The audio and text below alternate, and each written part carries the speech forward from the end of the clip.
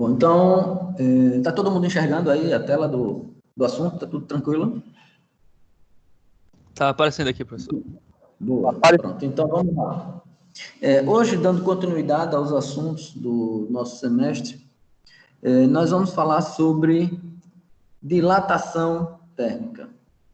Ele é um assunto de teoria complementar para o princípio de eletricidade e magnetismo, e é um assunto muito pertinente, é um assunto interessante da gente poder estar trabalhando ele, porque ele faz parte do leque de conhecimentos que a gente precisa ter. Quando a gente fala em dilatação, a gente já fala o seguinte assim, seria uma variação que ocorre no tamanho ou no volume de um corpo quando submetido a um aquecimento térmico. Existe essa variação que apresenta no corpo tanto para mais ou para menos, de acordo com a variação de temperatura.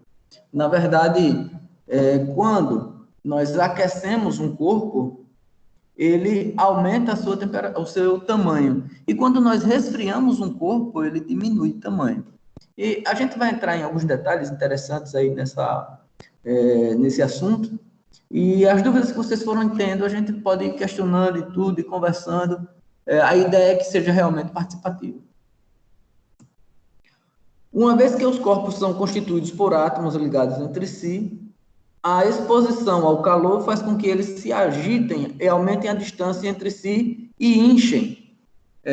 Quando nós estamos num estado de repouso, os nossos átomos, eles continuam compondo o nosso corpo, fazendo a parte das moléculas, tudo tranquilo. Então, eles continuam em vibração, de acordo com nós temos a nossa temperatura normal, nossos movimentos normais, tudo.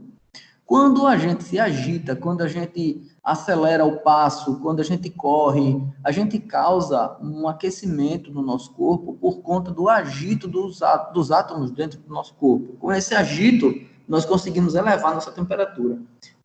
É por isso que quando a gente pratica exercícios, o nosso corpo sua, a gente troca calor, porque os átomos, eles se agitam e com esse agito eles se chocam entre si, dentro do nosso corpo, no caso as moléculas, né, que é uma soma de átomos, e essas moléculas, elas com esse choque, ela causa uma reação que seria o trabalho, e o trabalho gera um aquecimento, e esse aquecimento ele se eleva além da medida normal que nós temos a nossa temperatura ambiente, nossa temperatura normal. Então, com esse aquecimento, essa elevação de temperatura, causa essa transpiração na gente e nos corpos, o aumento de temperatura faz com que eles aumentem a distância de um átomo para o outro e eles inchem. No caso, devido a essa aceleração, eles vão ficar se chocando uma maior quantidade de vezes. Dependendo das dimensões dilatadas, mais significativas dos corpos em comprimento, largura e profundidade, a dilatação é classificada como linear, superficial e volumétrica. A gente vai entrar em detalhes em relação a esse tipo de dilatação. Agora sim, um conhecimento que eu acho interessante a gente ter é, por exemplo, nós vamos falar com dilatação em comprimento, largura e profundidade. E nós temos determinados nomes, linear, superficial e volumétrica. Essa questão da dilatação... Ô, professor, tem um aluno aqui querendo entrar, tá falando aqui no grupo, a Gabi. Pronto, já fui lá agora botar ela para dentro já. Pronto. Todos eles entrando. Então, vamos lá. Quando nós temos um corpo que se dilata, ele apresenta uma característica que é de uma dilatação maior em uma determinada, vamos dizer assim, uma determinada medida. Quando eu falo medida, eu falo sobre comprimento, largura ou profundidade. Porém, nós engenheiros, nós sabemos que essa dilatação acontece em todas as suas arestas, em todas as suas dimensões. Por exemplo, se eu tenho um cubo e esse cubo se dilata, ele vai se dilatar tanto no comprimento, quanto na altura, quanto na profundidade. Se eu tenho um cabo de aço por exemplo, esse cabo de aço ele vai se dilatar no seu comprimento e vai se dilatar no seu diâmetro também. Sendo que, como o comprimento dele é maior em relação ao seu diâmetro, vai ficar mais perceptível a sua dilatação de comprimento e não a de diâmetro, mas ele também se dilata em todas as dimensões. Como, por exemplo, quando nós temos uma placa de aço, uma placa de ferro, vamos dizer assim, uma tampa de alguma caixa que ela é de ferro. Então, nós temos largura, nós temos comprimento e nós temos profundidade. A peça ela é feita de um determinado material que tem uma espessura X, vamos dizer assim. Quando acontece da dilatação, ela vai dilatar no seu comprimento, vai dilatar na sua largura e também vai dilatar na sua profundidade. Porém, como nós estamos tratando de uma placa, de uma tampa, de uma placa, esse só vai ficar mais aparente a dilatação no seu comprimento e na sua largura. A da profundidade, ela é muito menor do que a largura e do que o comprimento. Então, ela também se dilata, porém, aparentemente, ela é muito menor, aparentemente imperceptível a dilatação dela. Se a gente for considerar a questão de dilatação a olho nu de algum material, nós também não vamos conseguir enxergar. Por exemplo, eu não sei se vocês já observaram um portão de ferro exposto ao sol. Nós temos assim, quando instalamos um portão de ferro, nós fazemos a abertura dele na medida do portão, lógico que é para poder o ferrolho ficar certinho, para poder a dobradiça ficar na parede, ele é chumbado na parede, ele abre para um lado, fecha, tal, de boa. Quando ele é exposto ao sol, durante o horário de meio-dia, que o sol é mais intenso, 11 horas, por aí, se o portão foi feito justinho na parede, ele vai dilatar e vai ficar justo na parede e vai ter dificuldade de abertura desse portão. Não sei se vocês já observaram isso, é uma experiência prática, não sei se vocês já observaram, já tiveram a oportunidade de observar isso na vida da gente aí, mas acontece. Existe o seguinte, existem peças também de funilaria, de indústria pesada, por exemplo, que funciona com 2 rolamentos, um dentro do outro. Na hora que isso vai acontecer, que para botar um rolamento dentro do outro, porque na hora de fazer o encaixe do rolamento, é realmente um rolamento encaixado no outro. Então, para a gente poder colocar um rolamento dentro do outro, como é que a gente faz? Ou a gente aquece o rolamento maior, porque tendo a dilatação, o outro menor vai caber nele, ou a gente resfria o rolamento menor, porque o rolamento menor vai diminuir de tamanho e aí ele entra no rolamento maior. Isso é interessante, isso é prático. Por exemplo, e quando o mecânico ele recebe uma peça desse sentido, que ele tem 2 rolamentos acoplados, embora que às vezes o mecânico aprendeu a sua ciência, aprendeu o seu trabalho, aprendeu a sua lida, na prática, ele já aquece o rolamento porque sabe que o de dentro solta quando ele aquece. Mesmo que ele não tenha o conhecimento técnico científico de dilatação térmica que a gente está tendo. Mas, assim, ele já sabe na prática que quando tem 2 rolamentos acoplados, ele aquece o rolamento externo, que o interno se solta. Isso é prática. Ele já sabe disso, ele não sabe por quê, mas acontece.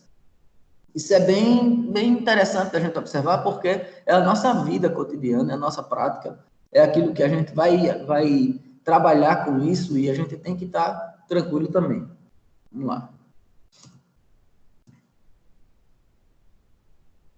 A dilatação ocorre de forma mais significativa nos gases, de forma intermediária nos líquidos e de forma menos explícita nos sólidos, podendo afirmar que eu tenho aqui essa colocação: dilatação nos gases maior do que a dilatação nos líquidos, que é maior do que a dilatação nos sólidos. O que é interessante a gente colocar nesse sentido? Quando eu tenho um aquecimento dos gases, esse gás se expande e ele se torna mais leve. E ele se tornando mais leve, ele tem a sua densidade variada e ele sobe. Esse é o fenômeno que acontece com os balões. Quando aquece o gás se torna mais leve e ele sobe. Então, nós temos essa questão da dilatação e ele ocupa um volume diferenciado em relação ao que ele tinha anteriormente. Dilatação nos líquidos. Quando eu tenho dilatação nos líquidos, eu vou ter uma consideração aí para frente bem interessante também em relação à dilatação da água. Mas acontece a dilatação dos líquidos também. A dilatação dos gases são maiores do que a dilatação dos líquidos e a dilatação dos líquidos são maiores do que a dilatação dos sólidos. Nós vamos entrar nos detalhes aí para poder a gente tratar com isso e trabalhar justamente nessa atividade. Dependendo das dimensões dilatadas, mais significativo nos corpos, esse trecho ele se repetiu porque é interessante a gente classificar essa questão de linear, superficial e volumétrica, que a gente vai trabalhar ele mais à frente aí um pouco. Então, eu coloquei dois fatos interessantes aqui para poder a gente ter deixa eu botar aqui para dentro, quem é que está chegando? Pronto. Para poder a gente ter esse conhecimento que é bem interessante e um pouco tem a ver com dilatação, e é um pouco diferente daquilo que a gente está acostumado a ver. Quando a gente fala de dilatação, a gente já assemelha a questão de dilatação linear, dilatação superficial, dilatação volumétrica, os três modelos. Mas eu coloquei aqui dois fatos interessantes, que é para poder a gente pegar esse diferencial. Vamos lá. Eu coloquei dilatação do vazio. Eu não sei se vocês já prestaram atenção nisso que eu vou dizer aqui a vocês, mas também acontece. Digamos que nós temos uma chapa de aço. E nessa chapa de aço tem um furo. O que acontece com esse furo quando eu dilato a chapa de aço? Essa é a colocação. Eu tenho uma chapa de aço e na chapa de aço eu tenho um furo. Então, nesse furo eu tenho vazio. Não tenho metal nesse furo. Então, eu vou aquecer a chapa de aço, vou causar uma dilatação nela e o que é que vai acontecer com esse vazio? Vamos lá. Uma chapa metálica com um orifício no centro. Os objetos são formados por moléculas e quando aquecidas, estas se agitam. Ok? As moléculas da borda do furo devem obedecer a este princípio, como a única maneira disso ocorrer é no sentido da placa, o perímetro do circuito também acaba aumentando. É bem interessante que, na hora que eu tenho essa placa, que ela variou de tamanho por conta da dilatação, o buraco também aumentou de tamanho. Deixa eu botar aqui a placa, eu coloquei aqui a imagem dela, para a gente poder estar discutindo. Então, eu tenho aqui uma chapa, inicialmente, eu tenho aqui D1, que é o diâmetro 1 daqui, e eu vou causar o aquecimento nessa placa, e por consequência, eu vou ter uma medida de comprimento maior. Eu vou ter uma área maior, na verdade, né? Uma área aqui de uma circunferência. Na verdade, é o seguinte, quando a gente vai tratar de dilatação, essa questão de dilatação envolve muito área de figuras planas, tá? A gente vai estar tratando área de figuras planas, a gente vai ter que calcular a área realmente, a gente vai ter que calcular a área da figura para poder a gente colocar na fórmula que eu vou apresentar a vocês aqui e a gente poder fazer esse trabalho de cálculo de dilatação de superfícies, de linhas, de volumes e assim sucessivamente. A gente vai devagarinho, a gente vai compondo aí esse conhecimento. Então, vamos lá. Uma chapa metálica com orifício no meio, os objetos são formados por moléculas e a proporção que a área da placa vai aumentando, a área do vazio também vai aumentando, porque como elas também se dilatam, a parte de metal que faz essa borda aqui, ela não tem como aumentar. Então, ela segue a placa. Então, na hora que a placa aumenta, ela também aumenta. Então, o orifício aumenta também. Então, eu vou ter esse daqui que seria a área inicial, esse daqui que seria a área final, esse daqui que seria o diâmetro do furo inicial, esse daqui que seria o diâmetro do furo no final. Então, eu vou ter que o diâmetro 2 vai ser maior do que o diâmetro 1. porque na hora que eu aquecer, ela se dilata por completo. Então, eu vou ter a dilatação do vazio também da mesma forma. A outra aqui, dilatação anômala da água. Essa também é muito interessante. A água, ela tem uma dilatação diferente dos outros materiais. O volume da água diminui quando ela alcança uma temperatura de 4 graus Celsius, a pressão normal. Fato mostrado na curva, eu coloquei aqui um gráfico. Quando a temperatura vai diminuindo, no caso assim, ela vai sofrendo uma variação no seu volume. De forma que ela diz assim, quando o seu volume diminui, quando ela alcança uma temperatura de 4 graus Celsius, a pressão normal. Fato mostrado na figura. Então, eu tenho aqui a temperatura em graus Celsius, 4 graus. Então, eu tenho aqui o volume normal da água. E aqui eu vou ter o volume dela diminuindo e ela se estabiliza a 4 graus. Isso é bem interessante também. Então, eu tenho aqui, quando a temperatura baixa, a densidade aumenta. Quando a temperatura baixa, a densidade aumenta. Então, nós temos essa parte daqui. A água quente sobe e a mais fria desce. Origina corrente de cima para baixo e de baixo para cima. Então, eu tenho aqui. Quando a temperatura baixa, a água fria desce e a água quente sobe. Ela tem aquele mesmo efeito dos gases. O gás que é mais quente sobe e o que é mais frio desce. Ela tem aquela troca. Essa troca acontece naturalmente. Quando você joga uma água quente, ele tende a ficar em cima e a fria tende a ficar embaixo. Então, você tem que misturar para que as duas tenham uma temperatura mais uniforme. Então, quando a temperatura de toda a água presente no sistema chega a 4 graus, o fluxo das correntes para, fazendo com que a água do fundo não suba e a da margem não desça. E isso acontece o seguinte, porque assim, eu tenho essa questão aqui do copo, vamos dizer aqui, eu tenho aqui, nesse sentido aqui, eu tenho uma água mais fria, aqui eu tenho uma água mais quente, porque aqui a água daqui ela vai estar próxima ao gelo em si, né? Só que o gelo vai tendo a troca de calor, porque a água quente vai subindo, o gelo vai derretendo. E a água fria vai descendo e ele vai fazendo aquela troca de calor para poder refrigerar o copo inteiro. Porém, quando ele atinge 4 graus Celsius, que é o que ele fala nesse quesito aqui, o fluxo das correntes para. Então, a água que está no fundo não sobe e a que está em cima não desce. Nessa temperatura, a densidade da água ela é máxima, ela fica muito densa, a água, a 4 graus Celsius, e eu coloquei aqui o seguinte, quando temos baixa da temperatura de forma mais rigorosa, a superfície da água se congela, porém, abaixo da água continua em estado líquido. O gelo é um bom isolante térmico, é um mau condutor.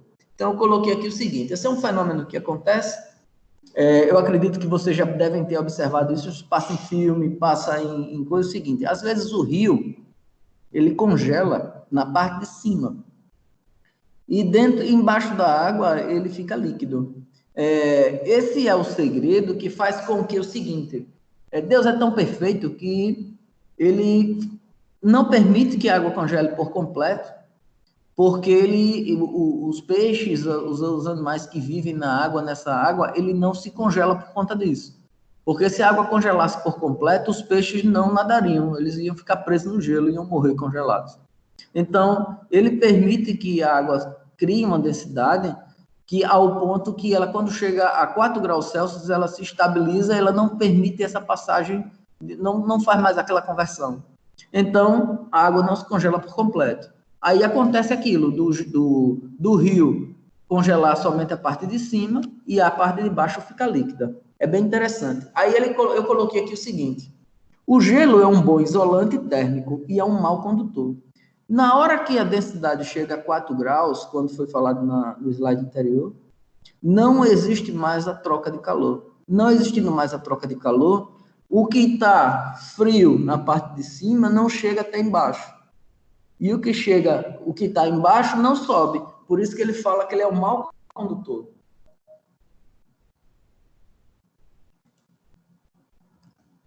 Por isso que ele fala que ele é um mau condutor.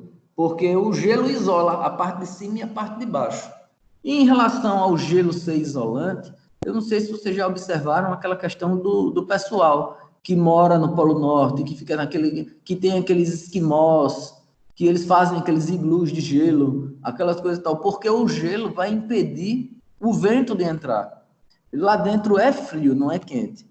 Mas em relação ao lado de fora, ele tira o efeito do vento, que existe a questão de sensação térmica.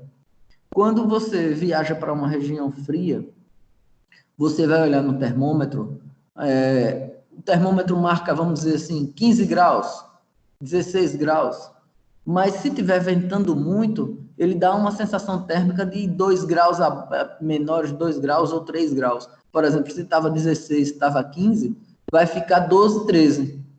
Então, 2, 3 graus, ele perde por efeito de vento. A sensação térmica, não é que a temperatura variou, é a sensação térmica que ela muda. Então, na hora que o esquimó constrói aquela casa de gelo, que ele entra, ele quebra essa sensação térmica e faz com que o casaco em que ele está realmente faça um efeito de calor, propriamente dito. Vamos lá. Isso possibilita que a vida dos peixes, a vida aquática, continue durante os períodos mais frios. A densidade da água aumenta de 0 a 4 graus, seguindo a diminuição da densidade a partir de 4 graus. Foi aquilo que a gente já falou aqui. Então, coeficiente de dilatação. O que causa essa dilatação, essa variação nos componentes, é justa nas substâncias, nos materiais, é justamente esse coeficiente de dilatação. Todo material, todo corpo tem um coeficiente de dilatação. Todo ele tem.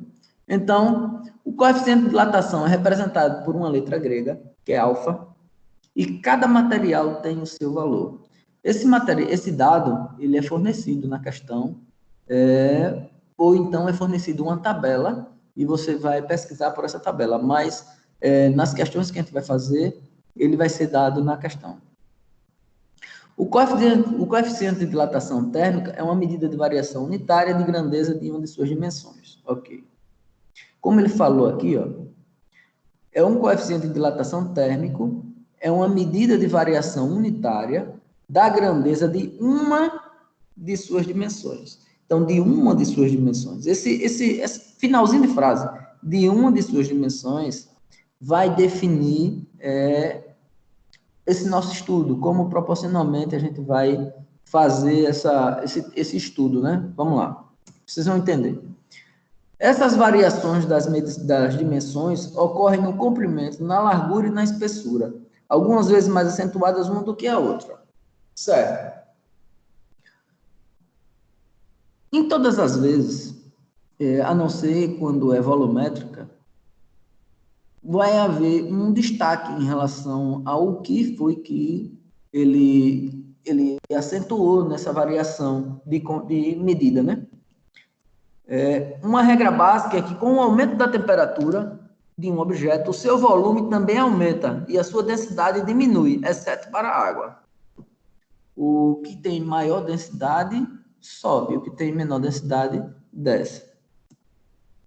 Ela pode ser classificada em linear, superficial e volumétrica.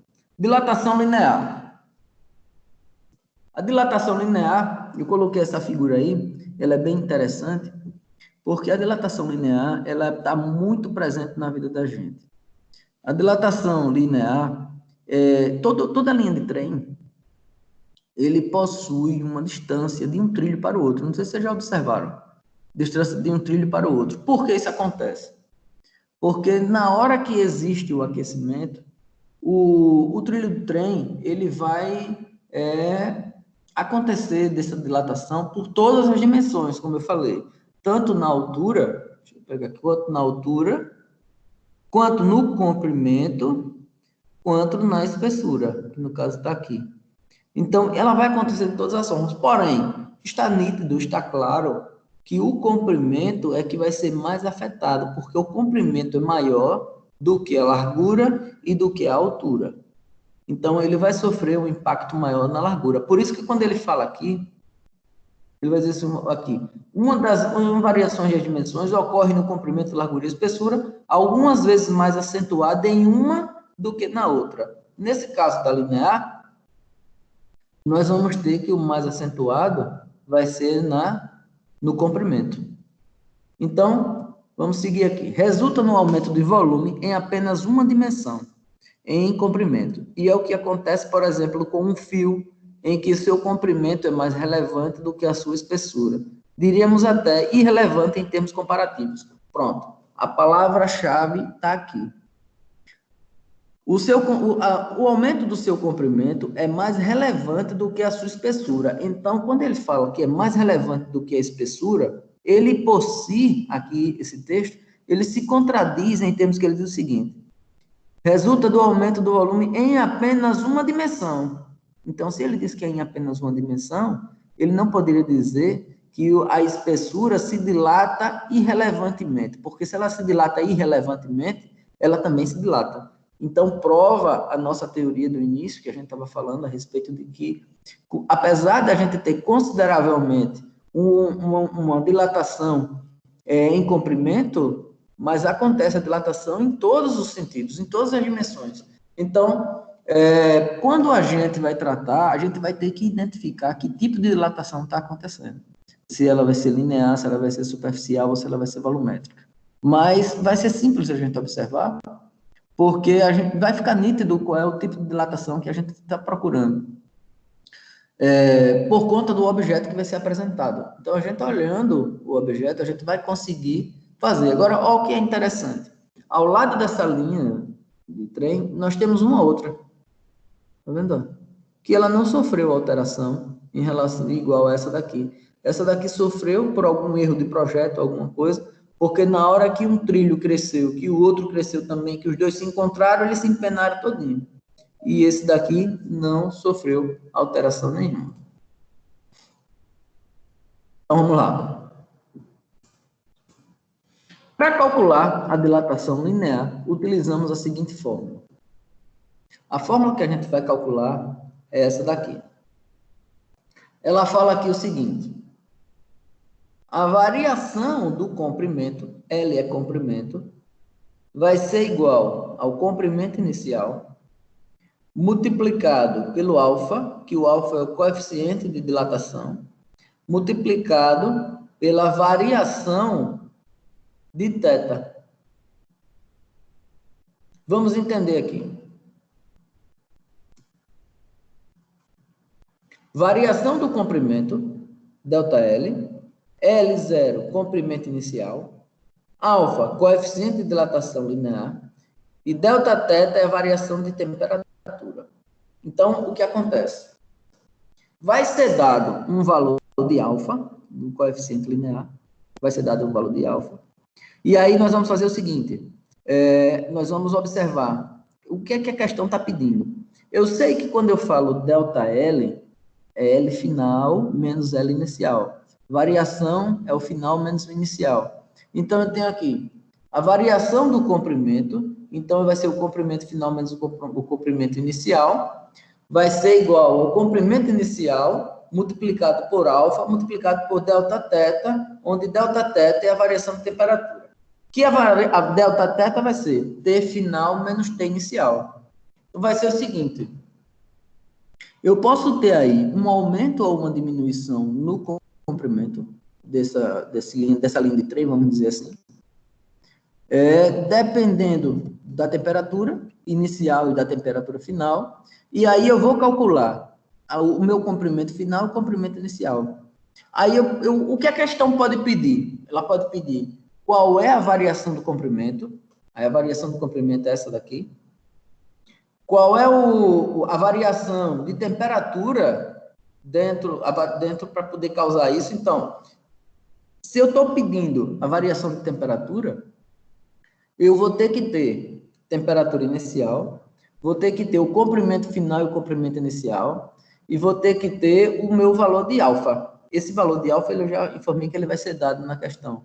Então, assim, eu tenho aqui vários fatores nessa fórmula que eu posso trabalhar ele. Eu posso pedir qual é o comprimento final, eu vou ter que o ΔL vai ser o comprimento final menos o comprimento inicial. Eu já tenho o comprimento inicial, então eu vou ter o meu ΔL calculado. Eu posso pedir qual é a minha temperatura final, qual é a minha temperatura inicial, ou qual é a variação de temperatura.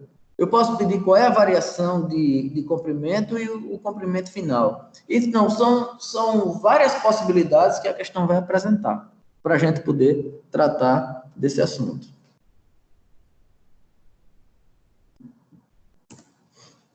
Então, dilatação superficial. A dilatação superficial é interessante. Eu tenho aí uma moeda colocada num aro suspenso, que a temperatura normal, ela passa pelo aro. Justinha, mas passa. A ideia é essa, realmente. Quando a temperatura é elevada, eu vou observar que a área da superfície variou. Então, a área da superfície, ela não passa mais pelo aro, porque ela dilatou. Outra coisa que é interessante, voltando para essa mesma forma, eu posso dizer o seguinte: se eu tenho o comprimento, está aqui, vai ser medido uma linha reta. Quando eu falo na área, eu já vou pensar numa questão que eu vou precisar, em algum momento, fazer o cálculo da área. Ele pode dizer a base inferior e a lateral, no caso, o comprimento e a altura, para que você calcule a área, para poder você colocar na variação, para você ter o comprimento da área inicial e da área final. Deixa eu mostrar a fórmula para vocês, para poder clarear mais esse pensamento.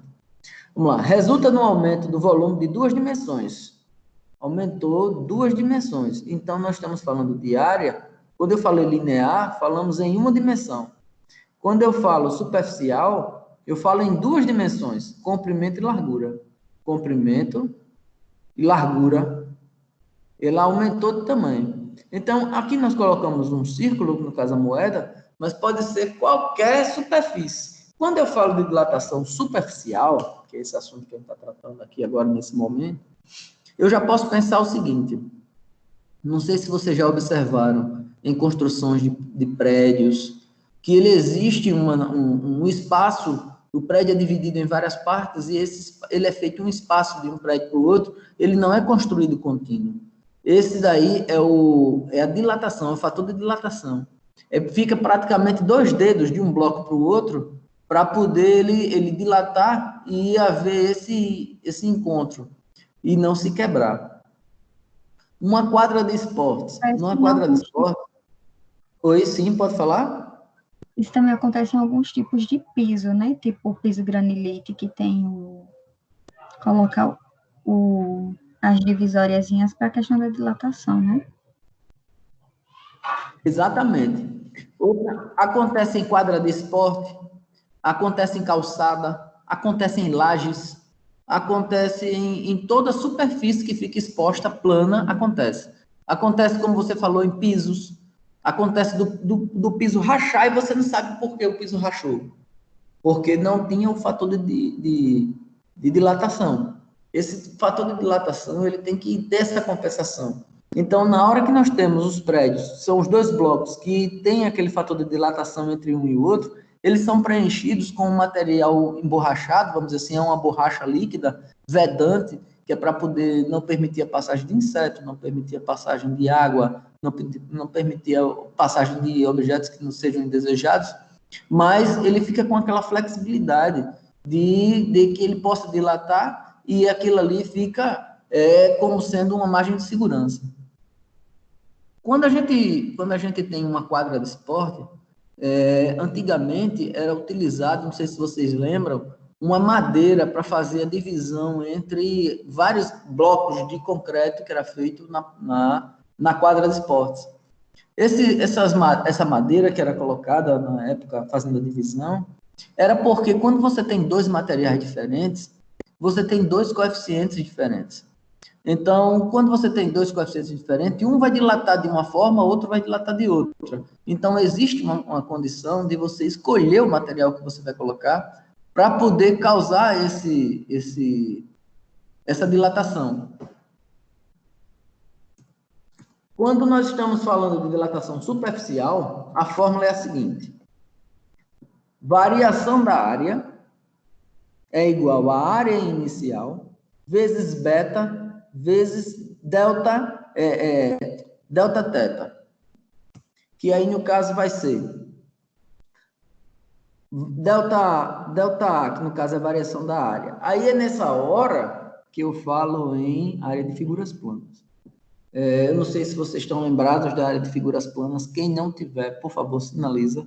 Tá? A gente pode fazer uma apresentação rápida sobre área de figuras planas, para que isso seja lembrado, porque vai precisar realmente que vocês calculem a área de figuras planas, porque a gente vai ter que dividir a superfície, nem toda a superfície vai ser quadrada ou retangular, e a gente vai precisar fazer esse cálculo de área, porque eu posso pedir a variação de altura, a variação de largura, a variação de área, e você, se ele der a largura e a altura, você vai ter que calcular a área da figura, porque vai ser a área inicial, para poder você calcular a variação da área e saber a área final, que vai ser lá. Então, é interessante a gente observar essa também de área de figuras planas. Outra coisa, nessa questão, ele apresentou um coeficiente de dilatação superficial beta. Aí é onde está o pulo do gato. Sim, só para poder concluir a fórmula, ele mostrou aí um delta teta, que é a variação de temperatura que a gente já tinha visto na linear. Certo, então vamos lá. Coeficiente de dilatação superficial. O coeficiente de dilatação superficial, ele é realmente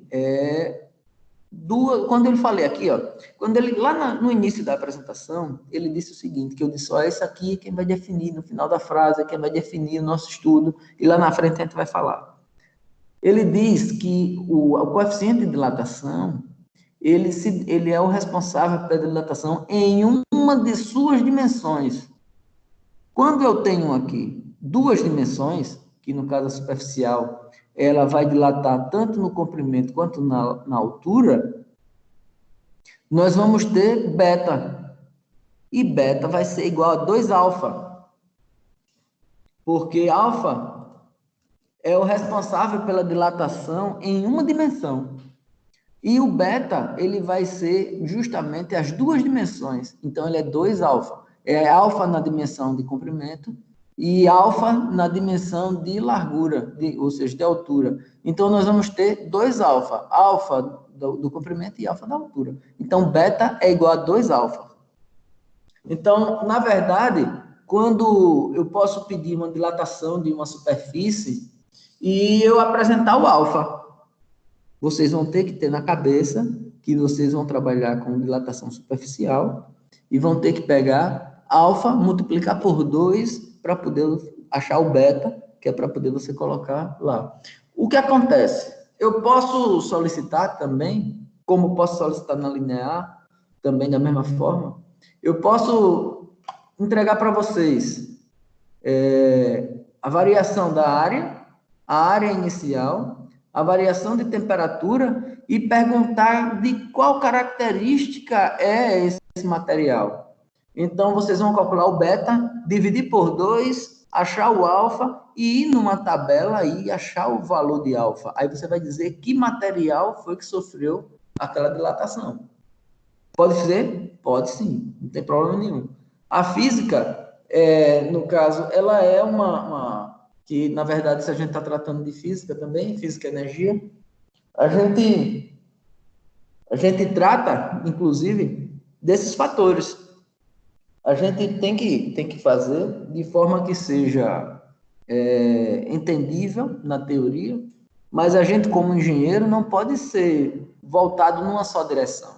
Então, eu posso tanto solicitar qual é a variação da temperatura na temperatura inicial, posso solicitar qual é a área inicial, posso solicitar qual foi a variação de área, posso solicitar a área final, posso solicitar o coeficiente de dilatação beta e posso solicitar nessa questão aqui o coeficiente de dilatação alfa.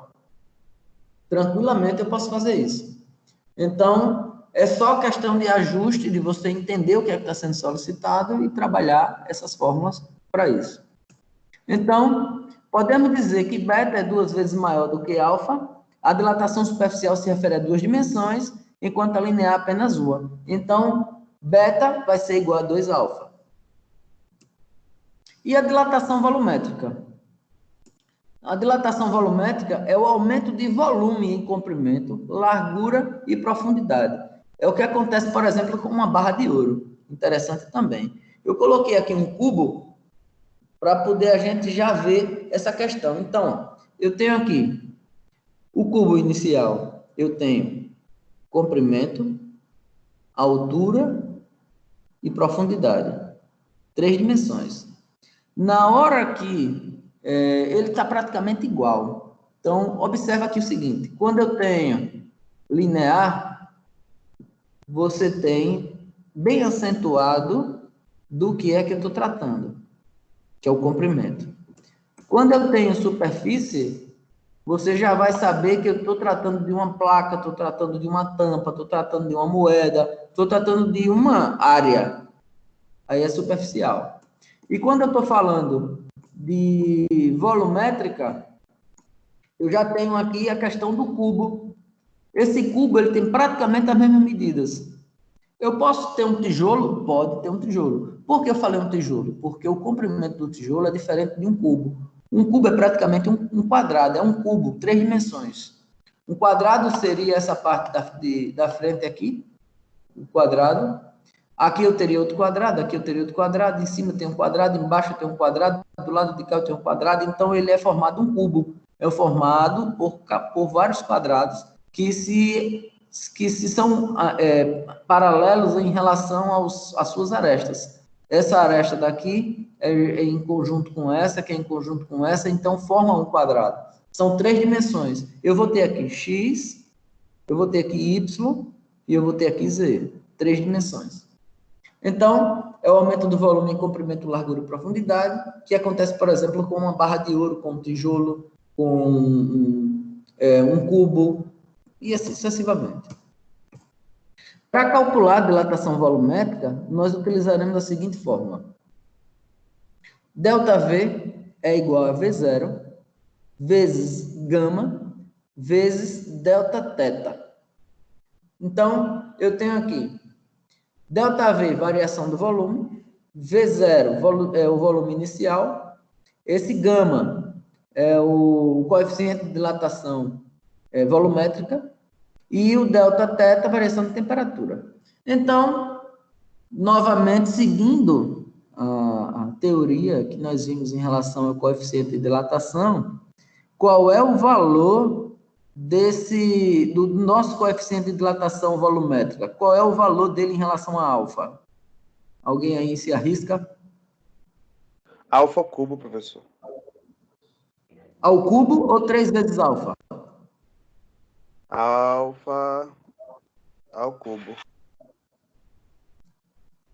Seria 3 vezes alfa, porque ele tem a variação 3 alfa. Então, você vai pegar o valor de alfa, porque alfa considera uma dimensão. Então, eu vou ter alfa, alfa e alfa. Então, ele vai ter nas 3 dimensões, então vai ser 3 vezes alfa. O volume dele vai variar nas 3 dimensões, então ele vai ter essa consideração.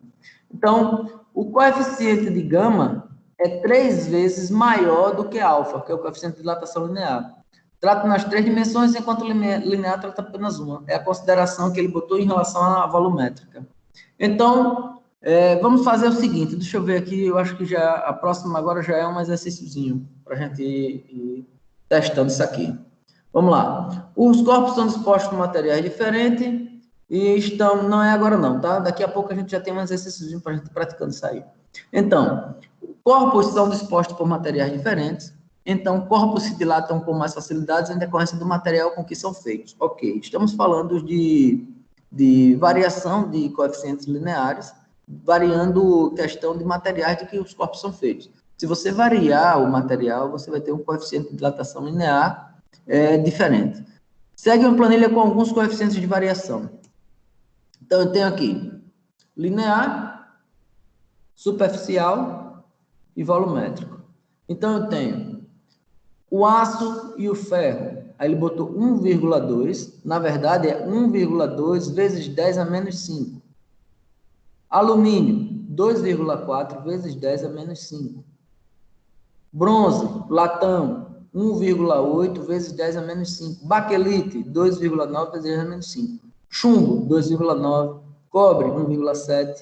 Constantana, 1,5. Ferro gusa, 1. Invar, 0,15. Látex a 20 graus, 7,7. Madeiras em fibra, 5,8. Madeiras em fibra paralelas, 0,4. Magnésio, 2,4. Níquel, 1,3. Ouro, 1,4. Parafina, 20 graus Celsius, 20. Aí seria 20 vezes 10 a menos 5. Platina, 0,9. Porcelana, 0,3. Prata, 2,4. Quartzo, tijolo, vidro para ótica, 0,35 menos, ou 0,35 a 0,80, vai depender do vidro, e o zinco 1,7. Então, esses são fatores que vocês vão estar utilizando para poder colocar na fórmula, no lugar do coeficiente de dilatação linear, que no caso vai variar de alfa, beta ou gama, que vocês vão estar justamente substituindo, multiplicando pelo fator, dependendo do tipo de dilatação que a gente vai estar tratando, e aí colocando em consideração o material que você vai estar fazendo, multiplicando pela variação de temperatura e calculando a variação de comprimento, de área ou então de volume. Então, de acordo com a exposição de temperatura, é medida em graus Celsius, a água é o líquido que menos propicia dilatação, enquanto a acetona é a que mais se dilata. Então, nós temos aqui líquido, 1,3 vezes 10 a menos 4 a água, aí tem o mercúrio, 1,8, glicerina, 4,9, álcool, 11,2, 10 a menos 4, e a acetona, 14,93 vezes 10 a menos 4.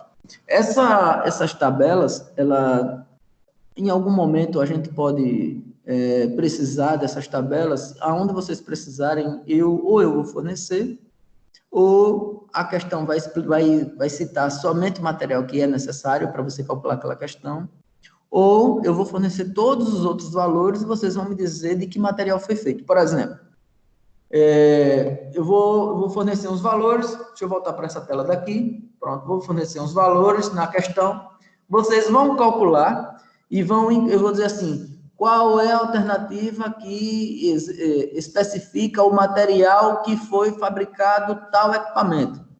Aí vocês vão fazer o cálculo de variação, da dilatação e tal, e vai achar um valor respectivo ao coeficiente linear. Quando achar o coeficiente linear, você vem aqui na tabela, vai ser 1,7. Quando deu 1,7 vezes 10 a menos 5, você vai ter lá na alternativa cobre. Aí você vai marcar cobre. Entenderam mais ou menos como é que vai ser? A gente vai fornecer a questão de dilatação e vocês vão encontrar qual foi o material que foi utilizado. Ou então eu vou dizer qual foi o material, vocês vão pegar a dilatação e vão calcular a variação de área, variação de volume, variação de comprimento e assim sucessivamente. É bem tranquilo. Então, vamos fazer o seguinte. Eu vou colocar dois exercícios aqui. Esse. Bata um print dessa tela aí para vocês agora.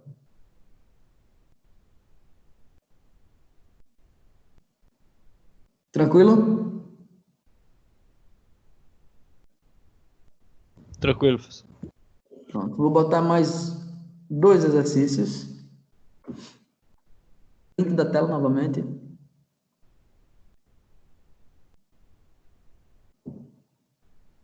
Nesse caso aqui, alfa vai ser 22 vezes 10 elevado a menos 6, aqui, ok?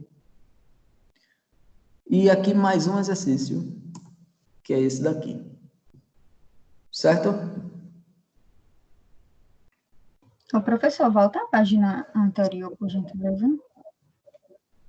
Voto sim. Bateram um print dessa? Tranquilo, né? Vamos lá. Essa daqui. Era essa que você queria? Sim. A segunda. Isso. Só um momento. Essa é a segunda.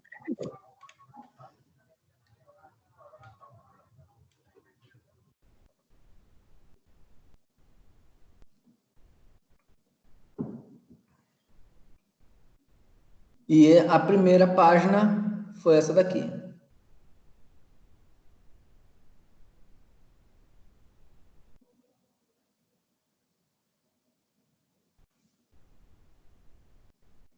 Pronto, então vamos fazer o seguinte. Eu vou dar um intervalo na aula. Vou gravar esse vídeo que está aqui. Esses exercícios vão ficar lá no vídeo também. 1, 2, 3, 4 e o 5. Eu vou deixar salvo esses vídeos aí para vocês poderem voltar a hora que vocês quiserem. Eu vou interromper aqui o compartilhamento. Agora, deixa eu interromper aqui esse compartilhamento.